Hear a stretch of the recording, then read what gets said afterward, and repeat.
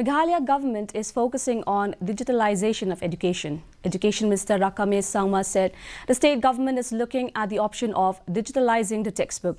However, hard copies of the books will still be available. Meghalaya government is also planning to introduce more smart classes in the state. The minister said even smart training rooms will be introduced. With the coming of NEP 2020, more focus will be given to digitalizing education.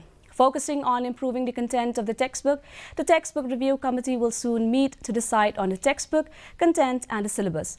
The committee will ensure that the curriculum that is followed in the schools of Meghalaya will be at par with the national standard.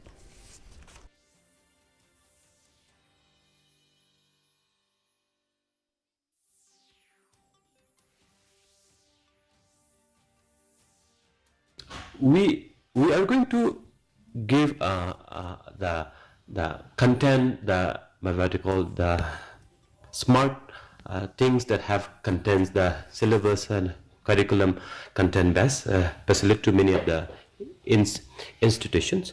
Yes, look at the present. Yes, look after the NEP comment, the new NCF for elementary and school level have been come. So where there may be.